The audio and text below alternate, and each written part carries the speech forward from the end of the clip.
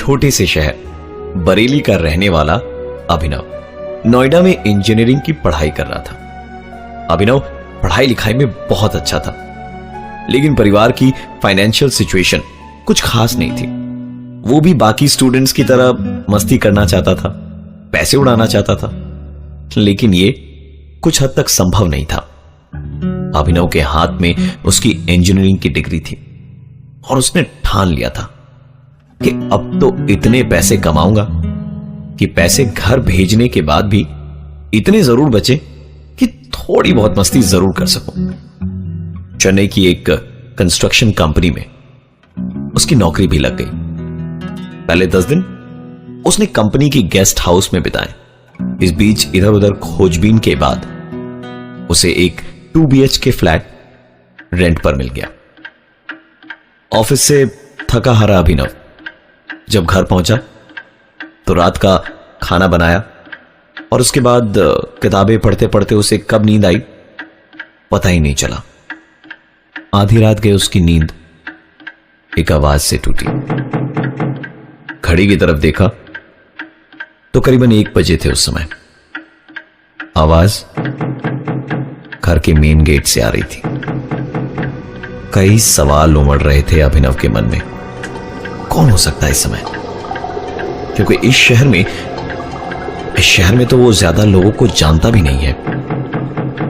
जैसे जैसे वो दरवाजे की तरफ आगे बढ़ रहा था, उसे एक अजीब सा भय अंदर तक सहमा रहा था। ऐसा लग रहा था मानो कोई ठीक उसके पीछे हो, परंतु पीछे घूमने की वो हिम्मत न कर सका। बस 2 कदम के फासले पर था अभिनव उस दरवाजे से कि अचानक वो आवाज बंद हो गई। अभिनव ने फिर भी हिम्मत करके दरवाजा खोला तो वहां कोई भी मौजूद नहीं था। अभिनव ने दरवाजे को बंद किया और पलटकर वापस कमरे की तरफ जैसे ही आगे बढ़ा, एक बार फिर वो आवाज उसके कानों तक आई।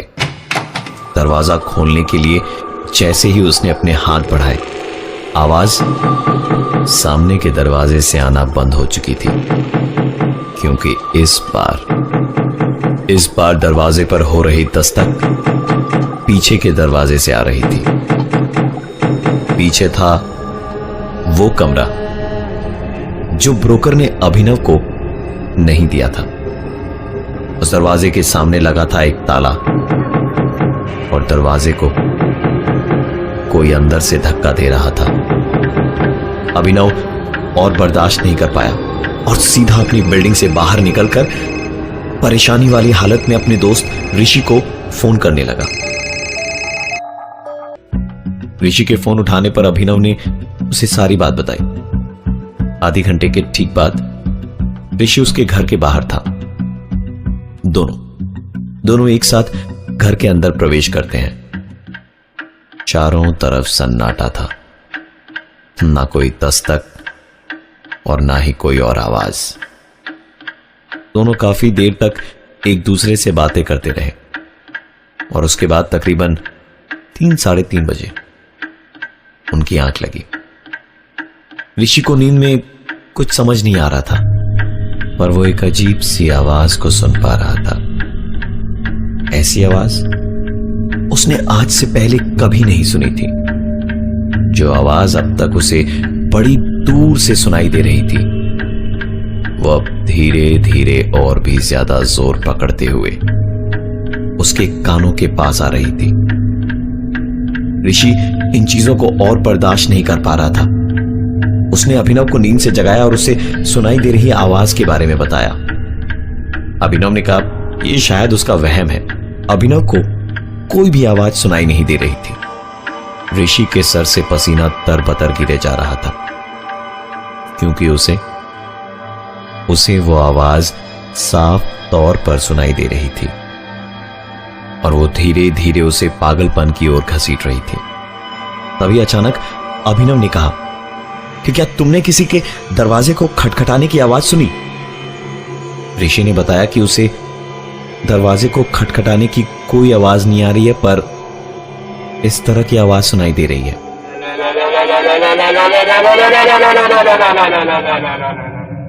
ऋषि और अभिनव दोनों ही कुछ अजीबो गरीब आवाजें सुन रहे थे, लेकिन दोनों को सुनाई देने वाली आवाजें अलग अलग थीं।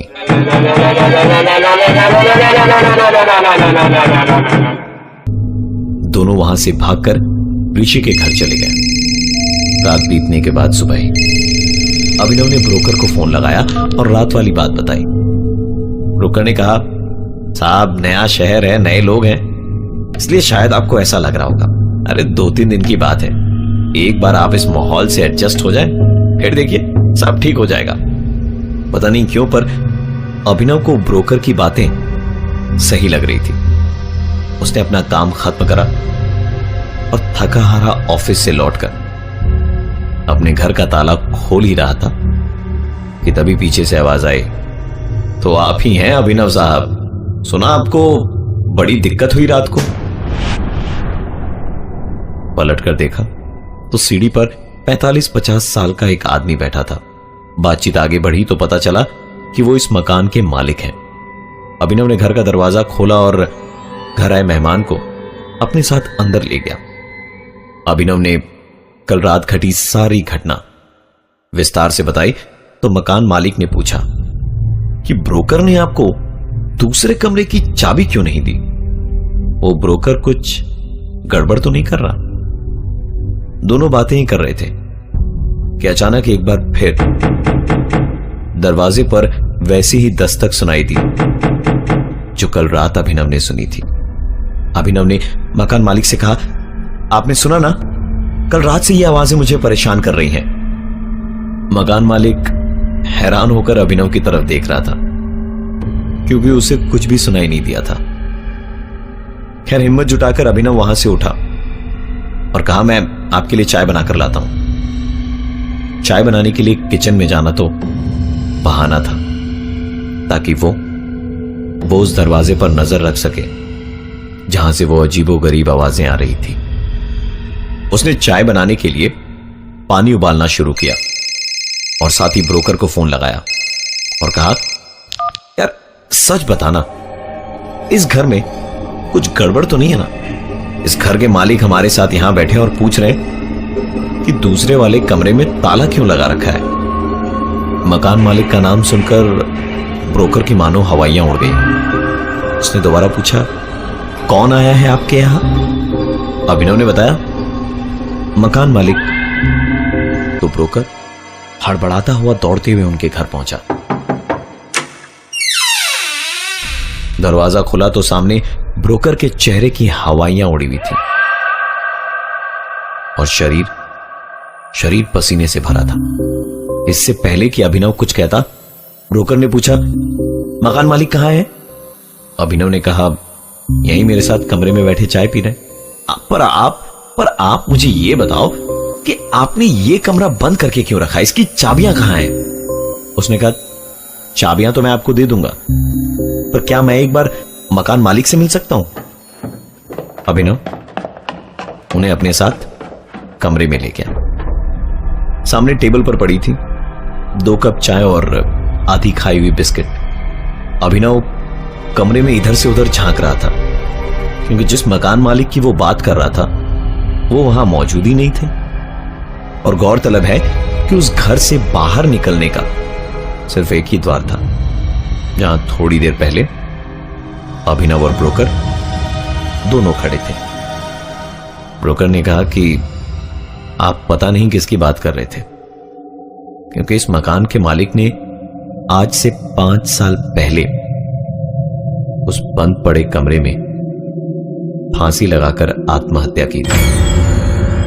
यह घर उसने बहुत शौक से खरीदा था। रिसेशन के कारण उसकी नौकरी चली गई थी। धीरे धीरे वो कर्ज में डूबता गया। मुसीबत की घड़ी में उसके परिवार ने भी उसका साथ छोड़ दिया और उसके अकेलेपन ने उसकी जान ले ली। उस घर से बाहर आने जाने का सिर्फ एक ही दरवाजा था। अभिनव ने आज तक इस तरह की चीज कभी अनुभव नहीं करी थी। उसने ब्रोकर से कहा कि मैं इस घर में 1 मिनट भी नहीं रह सकता और सारी चीजें अपनी पैक करने लगा। ब्रोकर ने भी उसकी मदद करी। दरवाजे को बंद करते वक्त उस ब्रोकर एवं अभिनव दोनों ने देखा कि कैसे उस बंद कमरे के दरवाजे पर कोई अंदर से दस्तक दे रहा था। रात अभिनव ने ऋषि के घर गुजारी। अभिनव और ऋषि बातचीत कर ही रहे थे कि तभी अचानक उन्हें एक आवाज सुनाई दी।